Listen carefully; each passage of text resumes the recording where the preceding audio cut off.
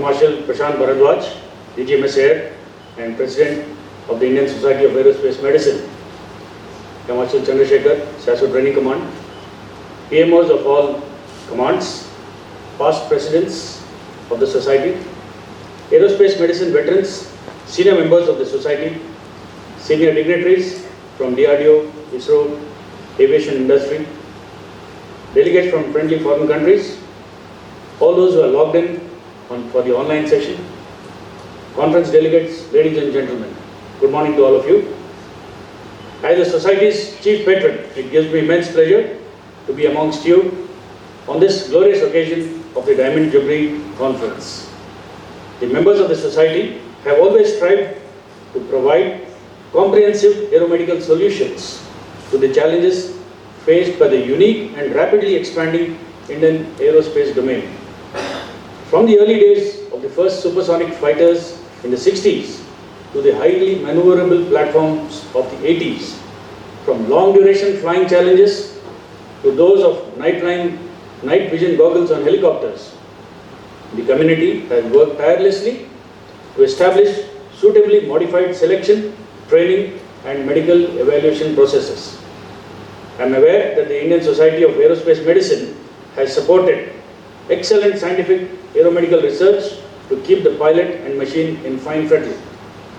Over the years, the society has also established a respectable presence in the international aerospace medicine community.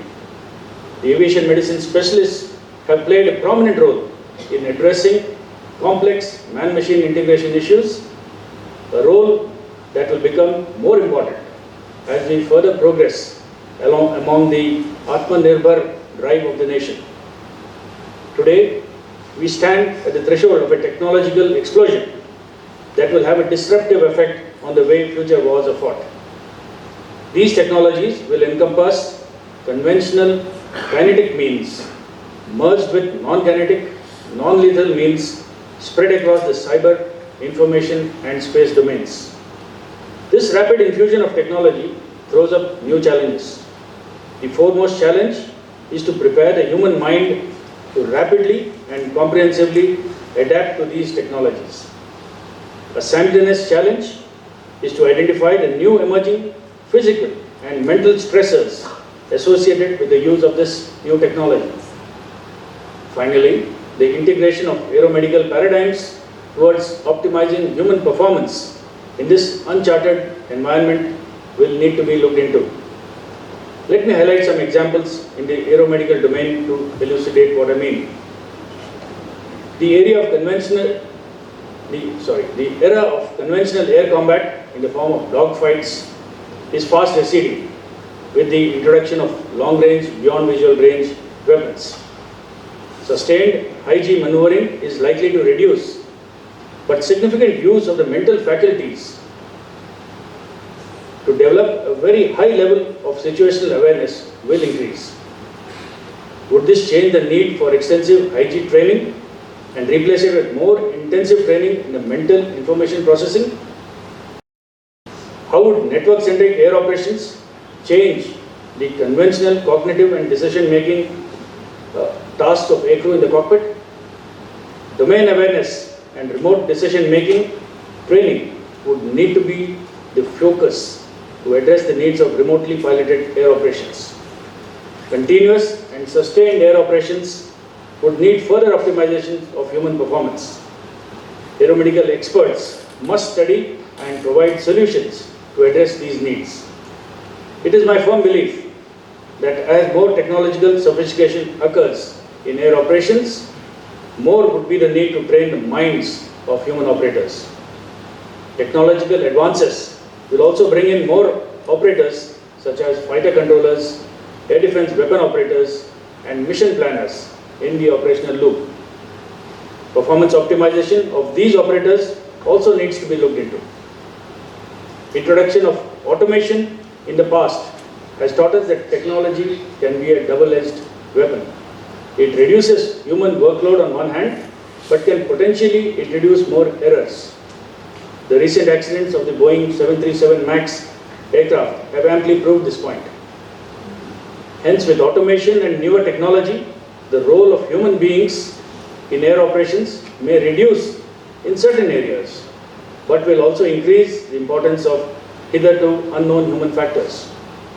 I am sure the aerospace medicine experts of this society are keeping abreast with these changes and are working towards identifying and addressing potential areas through quick problem-solving research and by developing newer aircrew training protocols. The increased operational deployments in the hostile high-altitude environment for prolonged periods of more than a year and a half now have brought out the need to select fit personnel for deployment and the need to ensure their physical fitness by protection from the hostile environment.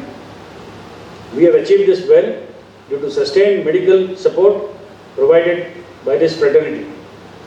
However, I am sure there is much more that can be done to further enhance the human capability to operate in these hostile conditions. As experts in understanding the human mind, aeromedical specialists need to understand the monumental effects of changes occurring in our society. These changes have the potential to significantly affect the performance of air warriors. The world, our country, and consequently the aviation community has rapidly transformed from an industrial age society to the information age society and further to a social media influenced society. Long hours spent on social media platforms not only affect sleep but also affect information processing. I have been told that IIM has already embarked on cutting-edge research towards spot diagnosing sleep deprivation in aircrew. I am pleased to note that the talks by experts in this field have been organized in this conference too. Aeromedical operational training has been conducted at IIM in the form of well-conceived off-ramp courses for almost 13 years now. New generation aeromedical simulators have been extensively and effectively used for this training. This training has proved useful not only for preventing accidents but also increasing the operational capability of the aircrew. However, as I mentioned before, the operational imperatives are changing and we must constantly review the training content and methods to address these changing operational scenarios. I am sure the learned members of the society and this institute would not accept status quo and will review what needs to be changed and how it will be done in the future. Medical and physical fitness of aircrew is another focus area that has to be constantly addressed by the ISAM. This necessity of reducing downtime of a pilot cannot be overemphasized. The aeromedical decision-making professional must continuously analyze and leverage evolving medical knowledge to evolve suitable medical disposal policies.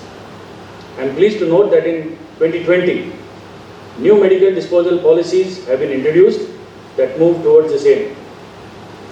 I have also perused the well-researched comprehensive booklet on physical fitness prepared by this institute with inputs from sports medicine experts and physiologists.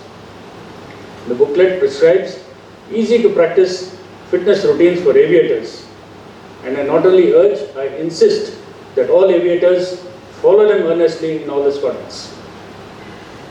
In the near future, another era of increased aeromedical contribution would be in indigenous design and development of aircraft. As I mentioned earlier, Atmanirbharta in design and development of aircraft is key to ensuring a qualitative combat edge in future wars. The contribution of aeromedical specialists in man-machine interface development is now well established in the LCA, the LUH, the LCH and the HCT-40 programs. Design and development activities of the LCA Mark II and AMCA programs would now need an exponential increase in contribution by the medical fraternity. Development of indigenous flying clothing also needs to be increased, and this should be a continuous focus. At Air Headquarters, we have completely reposed faith in IAM through the DGMS Air towards successful conduct of Gaganyaan, which is the Indian Manned Space Program. IAM has assumed complete responsibility for preparing the first Indian astronauts to enter the arena of space from our own soil. I have reviewed the progress done by IIM in their selection, training, medical evaluation, and design development of various human-centric products. I am pleased with the efforts and progress. As a reflection of these activities, the conference theme of this year, Atmosphere and Beyond, is very appropriate. However, there is a long way to go till the actual manned mission takes place, and IIM will have to constantly stay focused and involved in the completion of the task. In lighter vein, the only way a pilot can become a doctor if he or she studies to get a PhD, and that is quite hard and rare. Today we are giving opportunities for doctors to become pilots. The chances are definitely improving as the day go by. The file which has been pending for long with the MOD hopefully should see the light of the day. The pilot physician program should get approved in a short time. The aim of this program is to enable a doctor to express both tactically and mechanically as a pilot and medically as a physician. Once cleared by the MOD, the onus will be on all of us to make the program a reality, and therefore there is a need to give it the required impetus right from the beginning. I would like to take this opportunity to extend a warm welcome to the distinguished guests invited by the Society for delivering today's prestigious JHF Manekshaw panel talk. I am keen to listen to Dr. A.K. Ghosh, Project Director AMCA on the aeromedical concerns, and to Dr. Pratima Murthy, Director of NIMHANS on prevention of ill effects of social media on human performance. I am given to understand that Dr. Quay Snyder, President, Aviation Medicine Advisory Service, himself a pilot physician, and Mr. Steve Roberts, an ejection systems expert of Martin Baker Company, would also be delivering their talks online tomorrow. I also extend warm greetings to them. All aeromedical professionals of the Indian Society of Aerospace Medicine to rededicate themselves to the cause of aerospace safety, performance optimization, and operational preparedness. I wish the Society and all its members, past and present, all the very best, greetings of the season, and continue doing well as you have been doing over the years. Thank you and Jai Hind.